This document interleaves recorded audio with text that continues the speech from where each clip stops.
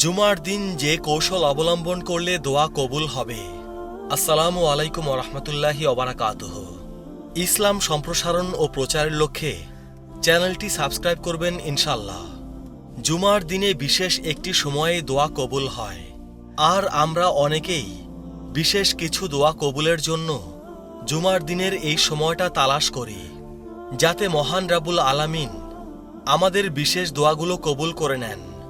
জুমার দিনে আসর থেকে মাগরিবের সময়টুকুর মধ্যে এই সময়টা আসে, কিন্তু স্পেসিফিক তা কখন সে বিষয়ে কোনো দৃষ্টিভঙ্গি নেই। আলহামদুলিল্লাহ, অনেকে আছেন দোয়া কবুলের আশায় সেই পুরো সময়টা জায়নামাজ নিয়ে বসে থাকেন। আবার অনেকেই আছেন কাজে ব্যস্ত থাকার কারণে হয়ে ওঠে না, অথবা অনেকে জানেন না এই সময়টাতে আসলে কি করা উচিত। প্রথমত আমাদেরকে যা করতে হবে, আসরের আগে গুরুত্বপূর্ণ কাজগুলো শেষ করে নিতে হবে। আসরের নামাজ শেষে যতটুকু কম কথা বলা যায় তার চেষ্টা করা উচিত, আর দুরুদের মাধ্যমে জিহ্বা সতেজ রাখা উচিত। কোনোভাবেই দুরুদ থেকে গাফেল হওয়া যাবে না।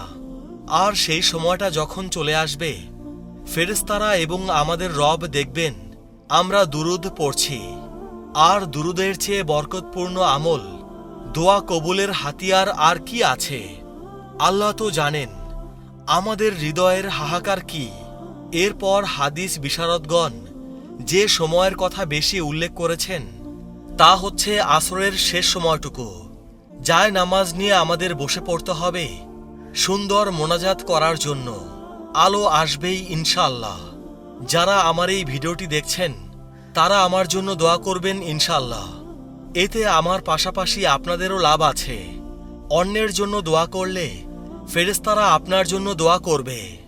রাসূল পাক সাল্লাল্লাহু আলাইহি ওয়াসাল্লাম বলেন, জুমার দিনের 12 ঘন্টার মধ্যে এমন একটি মুহূর্ত রয়েছে, যদি কোনো মুসলিম এই সময়ে আল্লাহর কাছে কিছু প্রার্থনা করে তাহলে মহান ও সর্বশক্তিমান আল্লাহ তাকে তা দান করেন।